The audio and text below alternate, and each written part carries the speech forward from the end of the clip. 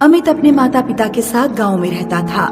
अमित के पिता शहर के पोस्टमार्टम हाउस में रात में चौकीदारी किया करते थे। एक रात 2 बजे अमित का फोन बजा। हाँ पापा। बेटा तू जल्दी मोटरसाइकिल से पोस्टमार्टम हाउस आजा, बहुत अजीब चीजें हो रही हैं, मुर्दे जिंदा हो गए हैं। हाँ आजा बेटा आजा। Hello hello hello. क्या हुआ बेटा? माँ, पोस्टमार्टम हाउस में जरूर पिताजी के साथ कुछ हुआ है, मैं वहीं जा रहा हूँ। बेटा अपना ख्याल रखना। अमित जब पोस्टमार्टम हाउस पहुंचता है तो देखता है कि गेट पर उसके पिता की लाश पड़ी हुई है। अमित के पिता का पोस्टमार्टम होता है, लेकिन पोस्टमार्टम में डॉक्टर उसके पिता की मृत्यु का कारण नहीं पता लगा पाते। मैंने ऐसा केस पहले कभी नहीं देखा। उनके शरीर पर कोई निशान नहीं है, ना ही ऐसा लगता है कि उन्होंने सुसाइड किया है।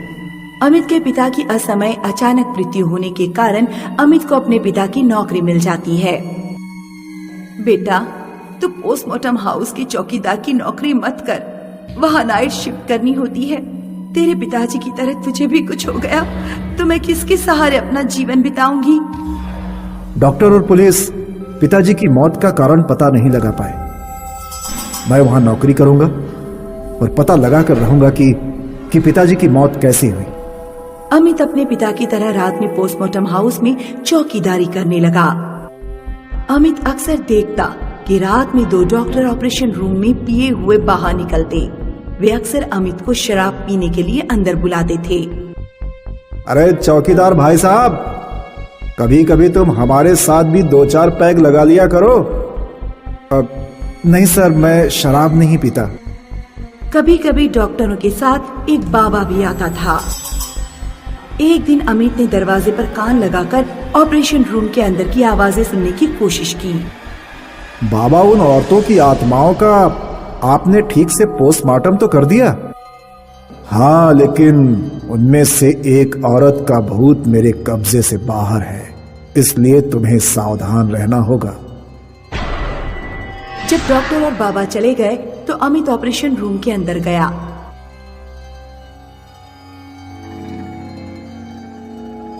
एक भूतनी अमित की पीठ पर लग गई और उसका गला घोटने लगी। जिंदा नहीं छोड़ूंगी कमीने, तुझे नहीं छोड़ूंगी। अमित किसी तरह पास की अलमारी पर रखी मिट्टी के तेल की बोतल उठाता है और अपनी पीठ पर लदी भूतनी पर मिट्टी का तेल लौट देता है। फिर वो अपनी जेब में से माचिस निकालता है और एक तीली जलाकर पीछे भूतनी पर फेंकता है। तब भूतनी गायब हो जाती है। अमित तुरंत रूम से बाहर निकलकर रूम का दरवाजा बंद कर देता है। अगले दिन अमित घर पहुंचकर सारी बात अपनी माँ को बताता है। उस कमरे में जरूर कुछ राज छुपे हुए हैं, लेकिन वहां भूतों का वास है। वो रूम किस काम आता है? उस रूम में ही मुर्दों की चीड़ फाड़ होती है। माँ, क्या तुम किसी अच्छे तांत्रिक या बाबा को जानती हो जो बस इतना कर दे कि जब मैं ऑपरेशन रूम में घुसूं तो कोई भूत प्रेत मेरा कुछ बिगाड़ ना पाए?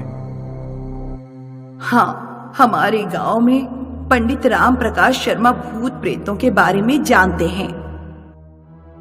उस रात अमित पंडित राम प्रकाश शर्मा द्वारा दी गई एक अंगूठी पहनकर पोस्टमार्टम हाउस पहुंचता है। वो ऑपरेशन रूम के अंदर जाता है तो देखता है कि बाबा हवन कर रहा है। पास में दोनों डॉक्टर बैठे हैं और जमीन पर एक महिला का शव रखा हुआ है। अमित, तू यहाँ क्या कर रहा है? बाहर जा यहाँ से।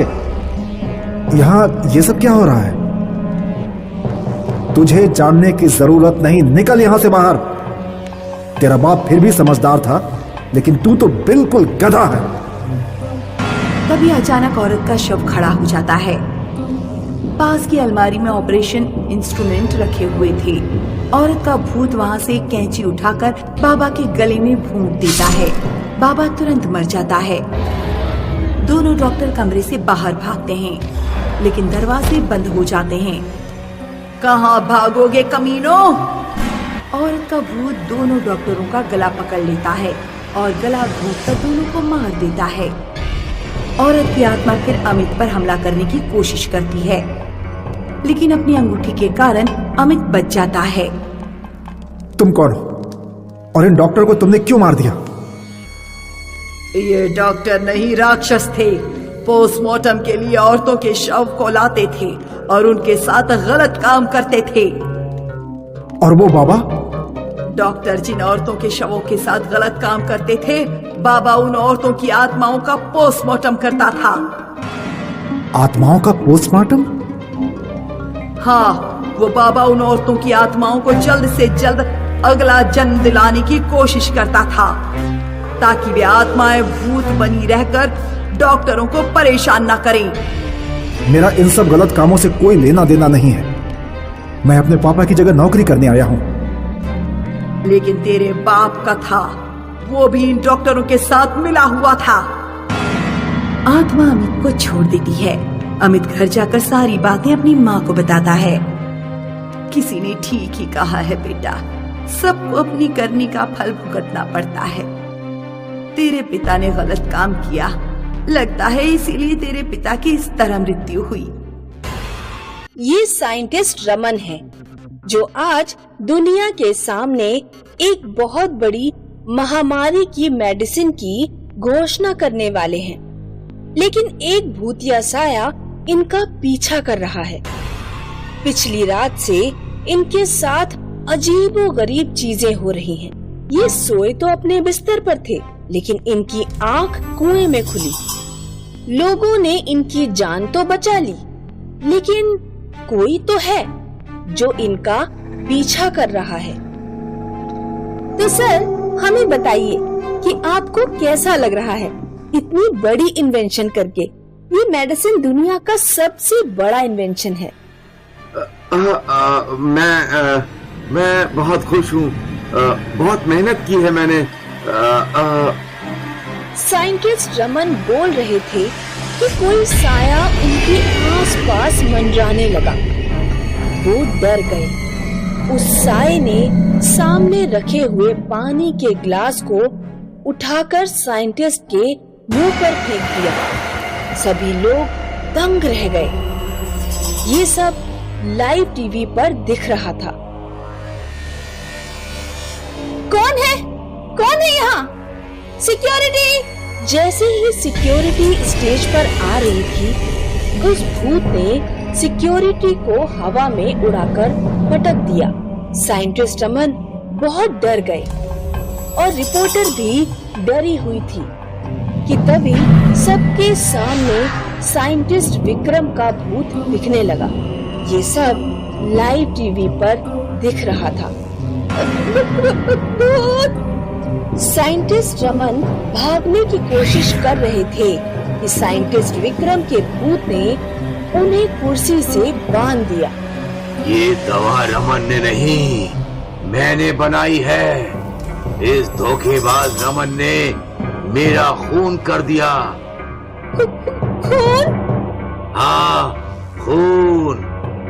मैं और रमन एक साथ एक ही लैब में कई सालों से काम कर रहे थे। इस साल की शुरुआत में महामारी फैलने लगी। यार, इस महामारी से दुनिया को बचाना ही होगा। दुनिया भर के सारे साइंटिस्ट इस महामारी की ही दवा खोजने में लगे। कोई ना कोई जरूर बनाएगा। हमें भी कोशिश करनी चाहिए। ना बाबा ना, तू ही कोशिश कर। मेरे पास और भी बहुत काम है। मैं अकेला इस महामारी के ऊपर रिसर्च करने लगा। 1 महीने बाद मुझे इस महामारी के कीटाणु का कंपोजिशन समझ में आ गया। रमन, देख, मुझे इसका कंपोजिशन मिल गया। अब मैं जल्द ही इसकी मेडिसिन बना लूंगा। अरे वाह, फिर तो हम बहुत अमीर हो जाएंगे।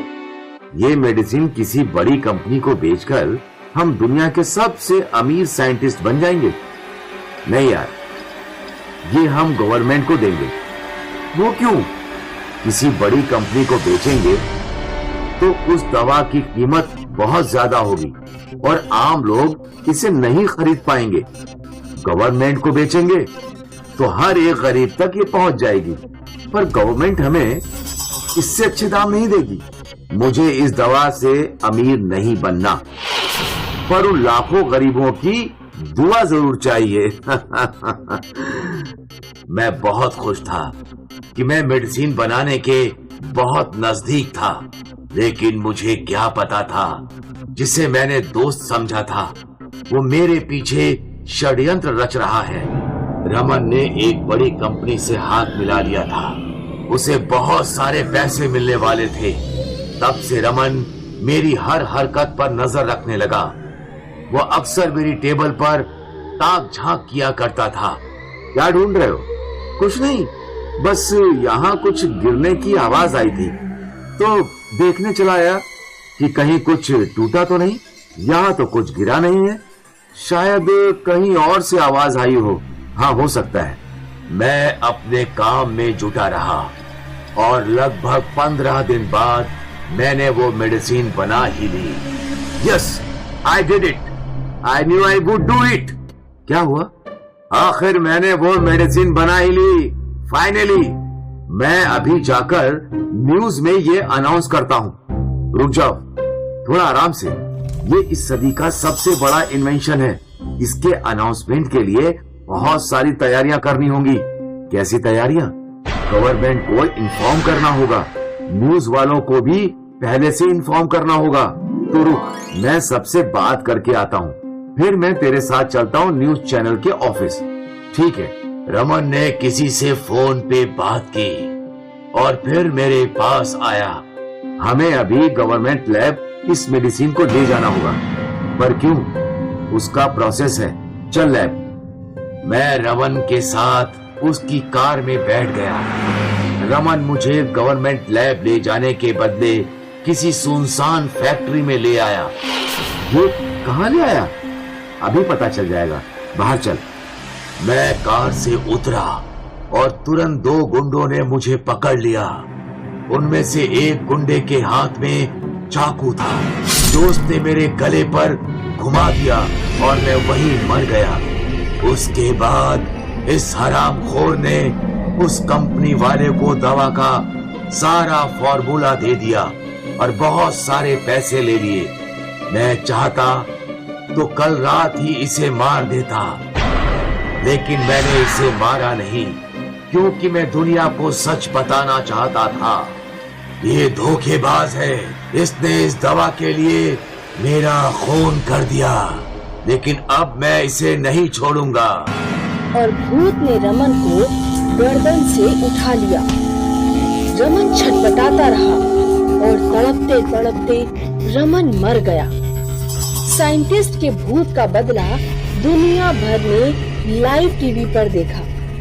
अगले दिन न्यूज चैनल में यही न्यूज थी। उस कंपनी के मालिकों को पुलिस ने पकड़ लिया और एक प्रेस रिलीज में गवर्नमेंट के ऑफिशियल्स ने डिक्लेयर किया, ये मेडिसिन जो लेट साइंटिस्ट विक्रम ने बनाई है 100% इफेक्टिव है इस महामारी को दूर करने के लिए। We salute late scientist Vikram for his contribution towards this society.